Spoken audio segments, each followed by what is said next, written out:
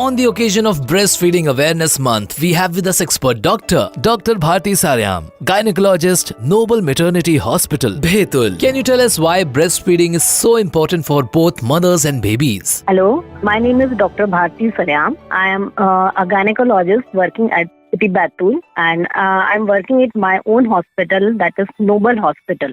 It is a maternity hospital, and we are also having facility for sonography and X-ray. Thank you for having me in this program. Breast जो है बहुत ही important है mother और baby दोनों के लिए ही, क्योंकि ब्रेस्ट फीडिंग के बहुत सारे फायदे हैं दोनों के लिए ही। सबसे पहले तो हम बच्चे की बात करेंगे।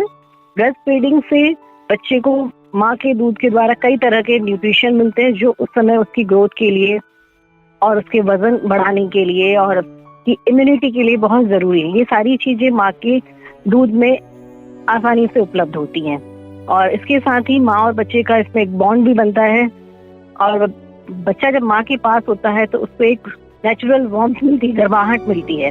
तो ये जो है बच्चे को बहुत ज्यादा प्रोटेक्टिव होती है बच्चे के लिए, और माँ के लिए इसलिए जरूरी है क्योंकि इसमें कुछ हार्मोन्स रिलीज होते हैं। ये हार्मोन्स जो है मदर के डिलीवरी के बाद जो पोस्टपार्टम रिग्रेशन होता है उसमें मदद करता है, मतलब उसकी बॉडी को नॉर्मल शेप में लाने के लिए वो हार्मोन्स बहुत मदद करते हैं।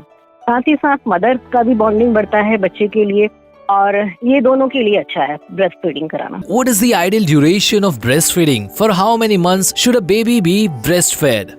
As per our guideline, हमारी सरकार ने जो कहा है वो है एक्सक्लूसिव ब्रेस्ट फीडिंग होना चाहिए अप टू 6 मंथ। मतलब 6 मंथ तक बच्चे को सिर्फ माँ का दूध पिलाना है, ऊपर से कुछ भी नहीं देना है, कोई खाद्य पदार्थ नहीं देना है, कोई पानी नहीं देना है, कोई और लिक्विड किसी भी रूप में नहीं देना है।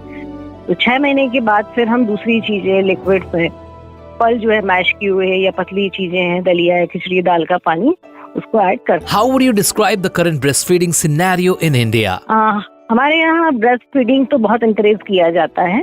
हमारी माताएं, हमारा जो स्वास्थ्य वर्कर्स हैं, डॉक्टर्स हैं, सभी अवेयर है इस बारे में ब्रेस्ट फीडिंग होना चाहिए, किस तरह से करवाना चाहिए और कितने। लेकिन इसको हम उतना अच्छी तरह फॉलो नहीं कर पाते हैं। हमें लगता है बच्चा रो रहा है तो कुछ चीजें ऊपर से दे दो या कुछ दूसरे पदार्थ दे दिए जाएं, जो कि बच्चे के लिए स्वास्थ्य के लिए अच्छे नहीं है, क्योंकि इनसे बच्चे को इन्फेक्शन होने का डर रहता है, डायरिया होने का डर रहता है, और कई बार जो इम्पोर्टेंट जो इम्यूनिटी बूस्टर हैं और जो न्यूट्रिशंस हैं जो माँ के दूध से मिलते हैं वो बाहरी चीजों से नहीं मिल पाते हैं।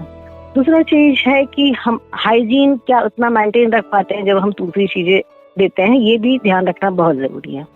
अगली बात इसमें ये होती है कि जो ब्रेस्ट फीडिंग करवा रहे हैं मदर को, इसमें पोजीशन कैसी हो। तो बहुत बार क्या होता है कि माताएं अच्छे से बच्चे को होल्ड नहीं कर पाती हैं, या फिर उनको डिलीवरी के बाद दर्द है, बदन दर्द है, टाखों में दर्द है, इसके कारण वो कई बार उनका पॉस्चर प्रॉपर नहीं होता है, तो बेबी ठीक से फीड नहीं करता है और वो बार बार क्राई करता है। तो परिवार और माताएं सोचते हैं कि वो शायद रो रहा है क्योंकि दूध पर्याप्त नहीं है। तो इस कंडीशन में उनको अच्छे से ट्रेनिंग देने की बहुत जरूरी है, और साथ ही साथ जो स्वास्थ्य वर्कर उनके आसपास हैं उनको भी इस बारे में समय समय पे जागरूक किया जाना चाहिए कि ब्रेस्ट फीडिंग को इंकरेज करना है। जो नई माँ है उन्हें इस बारे में जागरूक करना है, उनकी प्रॉपर ट्रेनिंग देना है। बेबी को भी हमें सीख लेनी, क्योंकि बच्चा नया होता है उसको भी सिखाना पड़ता है, तो उसको भी प्रॉपर पोजीशन में होल्ड करना और इस तरह से breast feeding encourage. What are some of the major challenges that mothers face and how can they be addressed? Mothers के लिए जो न्यू मॉम्स होती हैं उनके लिए सबसे बड़े चैलेंजेस होते हैं उनका अपना हेल्थ, क्योंकि वो बहुत सारे चेंजेस से एकदम से गुजरते हैं। सबसे इम्पोर्टेंट चीज होता है पेन, फिर उसके बाद न्यूट्रिशन रिलेटेड इश्यूज उनके भी आते हैं, तो चक्कर, घबराहट, इस तरह की चीजें होती है। तो इसमें मदर कई बार सपोर्ट नहीं कर पाते हैं।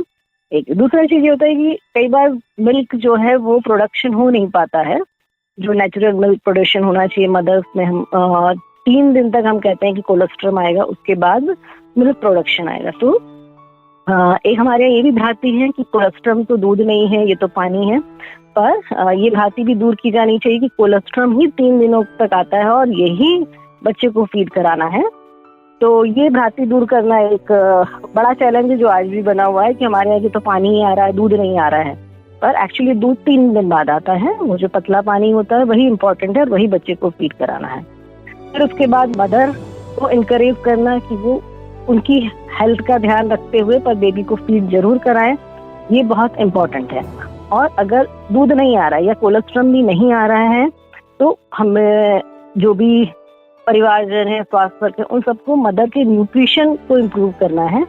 लिक्विड प्रॉपर अमाउंट में दें, उनका डाइट सेमी सॉलिड जो कंसिस्टेंसी में डाइट है वो इंक्रीज करें, पेशेंट का मूवमेंट इंक्रीज करें। और अगर फिर भी नहीं आ रहा है तो वो अपने डॉक्टर से कंसल्ट करें और दूध बढ़ाने के लिए जो हमारे पास कुछ दवाइयाँ उपलब्ध हैं, कुछ पाउडर उपलब्ध हैं, वो भी हम दे सकते हैं milk production. Doctor, any final message for our listeners? मैं ये कहना चाहूंगी कि ब्रेस्ट फीडिंग बहुत इम्पोर्टेंट है। सभी नई माताएं, स्वास्थ्य वर्कर, परिवारजन सभी ये समझें कि ब्रेस्ट फीडिंग को इनकरेज करना है। ये माँ और बच्चे दोनों के लिए बहुत ही फायदेमंद है। और एक्सक्लूसिव ब्रेस्ट फीडिंग जैसा कि हमारी सरकार के द्वारा गाइडलाइन दी गई 6 मंथ तक ये होना चाहिए और हमें इसे इनकरेज करना है। Thank you so much, Doctor, for your time.